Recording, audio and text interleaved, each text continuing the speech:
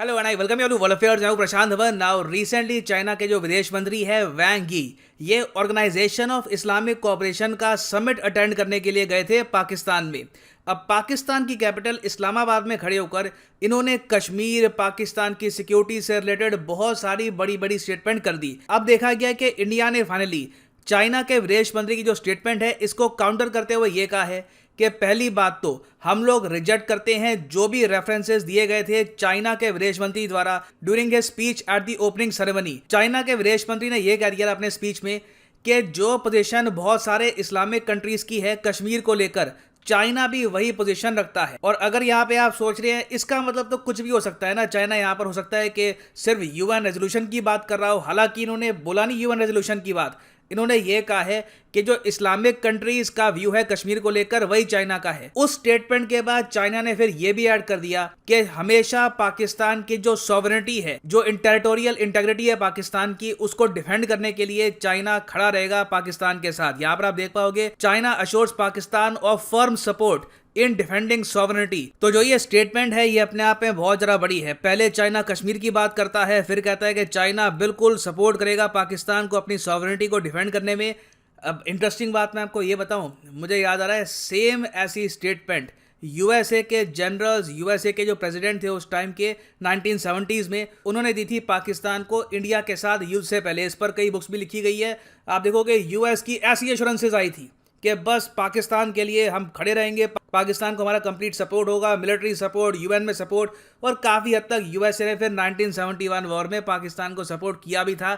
मगर यूएसए ने पाकिस्तान के लिए इंडिया पर वॉर डिक्लेयर नहीं कर दी थी। तो यहाँ पर देखना होगा, अगर चाइना यहाँ पर कह रहा है कि फर्म सपोर्ट देंगे तो ये सपोर्ट किस हद तक बढ़ेगी। क्या ये यूक्रेन को जो यूएस सपोर्ट दे रहा है वैसी सपोर्ट होगी, या फिर जेन्युइनली चाइनीज मिलिट्री एक बार को पाकिस्तान को डिफेंड करने के लिए भी आएगी। खैर, अगर हम बात करें कश्मीर की, क्योंकि इंडियन पर्सपेक्टिव से जो कश्मीर की स्टेटमेंट है वो काफी इंपॉर्टेंट है, तो इंडिया ने देखिए यहाँ पर यह कहा कि पहली बात तो हम रिजेक्ट करते हैं चाइनीज विदेश मंत्री की स्टेटमेंट। उसके बाद हमने एक अजीब सी बात कर दी जिसकी काफी लोग आलोचना भी कर रहे हैं। यहाँ पर आप देख पाओगे ये स्टेटमेंट है हमारे विदेश मंत्रालय की। ये यहाँ पर कह रहे हैं कि matters related to the union territory of Jammu and Kashmir are entirely the internal affairs of India. बहुत सही बात बोली है। आगे ये कहते हैं other countries including China have no local standard to comment. उनका कोई यहाँ पर अधिकार बनता नहीं है कि हमारे अंदरूनी मामलों में वो कमेंट करे। और फिर आखिरी स्टेटमेंट ये है, they should note that India refrains from public judgement on their internal issues. अब ये बोलने की आवश्यकता क्या थी, मुझे समझ नहीं आ रहा। यहाँ पे इंडिया ये कह रहा है कि जो चाइना के इंटरनल इश्यूज है, चाइना के इंटरनल इश्यूज कौन कौन से हैं। यहां पर आप यही समझ लो जिन एरियाज में चाइना को प्रॉब्लम आई है in the past, independence movement को लेकर, सेपरेटिस्ट मूवमेंट को लेकर, फॉर एग्जांपल उइगुर मुस्लिम्स का जो एरिया है, उसके अलावा तिब्बत, हांगकांग। तो इंडिया बाय डिफॉल्ट यहां पर कह रहा है कि जो चाइना के इंटरनल इश्यूज हैं उनके बारे में हम स्टेटमेंट देते नहीं है, जो बात भी सही है। इंडिया उइगुर मुस्लिम्स से कुछ नहीं बोलता, इंडिया तिब्बत पर कुछ नहीं बोलता, इंडिया ने हांगकांग के इशू को लेकर भी कुछ नहीं बोला था। जब यूएस, वेस्टर्न कंट्रीज बहुत ज़्यादा आलोचना कर रही थी चाइना की, इंडिया बिल्कुल चुप था। तो इंडिया बेसिकली यहाँ पर कह रहा है कि हम आपके इश्यूज़ के बारे में नहीं बोलते तो आप भी हमारे इश्यूज़ के बारे में ना बोलिए। अब ये एक्सपेक्ट करना ही बहुत ही अजीब है। अगर भारत की नीति जेन्युइनली ये है कि अगर हम चाइना के इंटरनल इश्यूज पर कमेंट नहीं करेंगे ना, तो शायद ये कश्मीर पर पाकिस्तान को सपोर्ट नहीं करेंगे। ये एक्सपेक्टेशन ही कंप्लीटली फॉल्स है। और इससे हमको समझ में भी आता है कि क्यों चाइना एक अग्रेसिव पॉलिसी रखता है इंडिया के अगेंस्ट, क्योंकि वो मान के चलते हैं कि इंडिया की पॉलिसी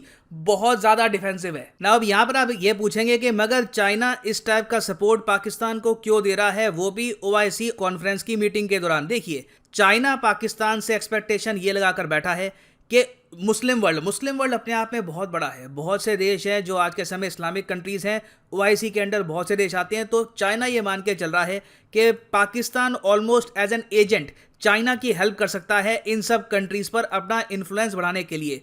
चाइना के लिए ये सब करना काफ़ी इंपॉर्टेंट भी है, क्योंकि यूएसए का इन्फ्लुएंस आप अगर देखो तो पूरे यूरोप में आपको मिलेगा, ऑस्ट्रेलिया में आपको मिलेगा, जापान में आपको मिलेगा। चाइना को कहीं ना कहीं अगर अपना इन्फ्लुएंस बढ़ाना है तो ये यूरोप या फिर ऑस्ट्रेलिया में यूएसए को काउंटर नहीं कर पाएंगे। इनको इस्लामिक वर्ल्ड पे और अफ्रीका पे फोकस करना पड़ेगा। ये जो रीजन है ये बन सकता है in the future pro China. तो इसके लिए चाइना बिल्कुल कंप्लीट सपोर्ट देता है पाकिस्तान के कोर इंटरेस्ट पर, जो है कश्मीर का इशू। और ऐसा बिल्कुल भी नहीं है कि चाइना सिर्फ पाकिस्तान पर ही डिपेंड कर रहा है। पाकिस्तान के अलावा चाइना अपनी तरफ से भी कोशिश कर रहा है कि जैसे सऊदी अरेबिया युआन यूज करना स्टार्ट कर दे डॉलर के बजाय। इस पर मैंने वीडियो भी बनाई थी कि किस तरीके से सऊदी अरेबिया ने रिसेंटली युआन यूज करने की सोची है चाइना के साथ ट्रेड करते समय। उसके अलावा आज के समय ये भी बातचीत चल रही है कि चाइना एक फ्री ट्रेड एग्रीमेंट साइन कर लेगा गल्फ कोऑपरेशन काउंसिल कंट्रीज के साथ, जिसमें सऊदी अरेबिया, यूएई, वेरियस और कंट्रीज यहां पर आती है। फिर अभी ये भी बात चल रही है कि चाइना बड़े स्केल पर वेपन्स भी सेल करेगा सऊदी अरेबिया को। तो सऊदी अरेबिया, यूएई को ये लोग सपोर्ट कर रहे हैं। पाकिस्तान के साथ डीप टाइज हैं।